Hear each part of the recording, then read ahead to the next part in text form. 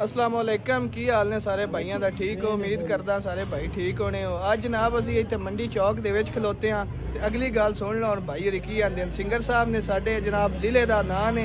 अस्सलाम वालेकुम भाईजान। वालेकुम अस्सलाम। अच्छा जी दोस्तों, मेरे प्यारे दोस्त गजनफर साहब और मलक साजिद लुड़का साहब तशरीफ ले आए ने चौक विच। क्या बात। इस चौक विच बड़े लोग तशरीफ ले आए ने। वड्डियां मतलब हस्तियां। जिहड़ी इन्हां दी आमद है वो एक बहुत ही वड्डी आमद है इस बिल्कुल। चौक। अरे कहना क्या चाहते हो? किड्डी को वड्डी देखो ना ढेर सारी इस वक्त ਇਹ ਆਏ ਨੇ ਤੇ ਚੌਕ ਤੇ ਪੂਰੇ ਬਾਜ਼ਾਰ ਚ ਕੋਈ ਸ਼ੈ ਨਹੀਂ ਵੀ ਦਹਿਸ਼ਤ ਦਾ ਤੁਸੀਂ ਅੰਦਾਜ਼ਾ ਲਾ ਸਕਦੇ ਹੋ। मूंगफली वाली रेडी है ले ਦੇਖੋ ਜੀ ਉਹ ਇਹ ਕੈਮਰੇ ਦੇ ਜਿਹੜਾ ਇਸ ਸਾਈਡ ਦਾ ਸੀਨ ਹੈ ਇਹ ਤੁਸੀਂ ਵੇਖ ਲਿਆ। ਉਸ ਸਾਈਡ ਦਾ ਸੀਨ ਵੇਖ ਲਿਆ। ਲੋਕ ਮੂੰਗਫਲੀ ਖਰੀਦ ਰਹੇ ਨੇ ਔਰ ਉਸ ਦੇ ਨਾਲ ਅਸਲ ਮੂੰਗਫਲੀ ਦਾ ਜਿਹੜਾ ਨਹੀਂ ਜ਼ਿਆਦਾਤਰ ਮਜ਼ਾ नहीं भाईजान ये दसना हुण लाले ਰਾਂ ਦੀ ਅੱਗੂ ਸ਼ਾਦੀ है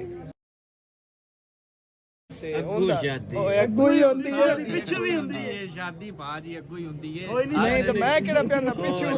अगले टाइम एक बंदा मेनू आंदा लाइव ते ਅੱਛਾ सामने से प्ले करो। मैं अगर प्ले हुंदे ही सामने ਹਾਂਜੀ ਇਹ ਗੱਲ।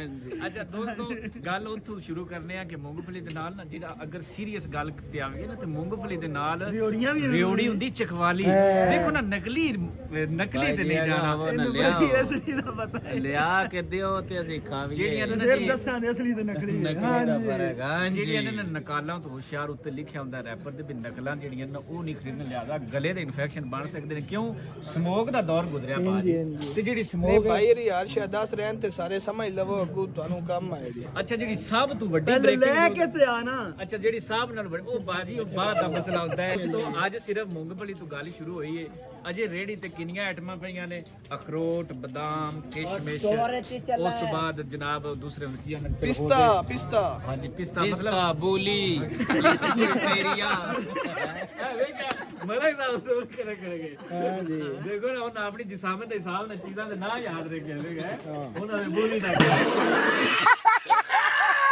ਬੋਲੀ ਇੱਕ ਬਹੁਤ ਹਾਈਬ੍ਰਿਡ ਵੱਡੀ ਨਸਲ ਜਿਹਦਾ ਐਡਾ ਮਤਲਬ ਹੁੰਦਾ ਹੈ ਨਾ ਫਰੰਟ ਭਾਈਜਾਨ ਮੇਨ ਗੱਲ ਤੋਂ ਅੰਦਰ ਸੀ ਅਸੀਂ ਭਾਈ ਇੱਕ ਛੋਟੀ ਦਾਵਤ ਤੇ ਆਏ ਆ ਇੱਥੇ ਭਾਈ ਹੋਰਾਂ ਦੀ ਅੱਜ ਨਾ ਕਵਾਲੀ ਨਾਈਟ ਹੈ। ਅੱਛਾ ਜੀ ਮੇਰੇ ਕਿਸੇ ਦੇਖੋ ਨਾ ਇਹ ਕਿਸੇ ਬਣਾ ਰਹੇ ਨੇ ਕਿਸੇ ਨਸਲ ਨਾਲ ਮੇਰੀ ਅਟੈਚਮੈਂਟ ਕਰ ਲੇਕਿਨ ਹੋ ਨਹੀਂ ਰਹੀ। ਉਹਦੀ ਰੀਜ਼ਨ ਪਤਾ ਕੀ ਹੈ?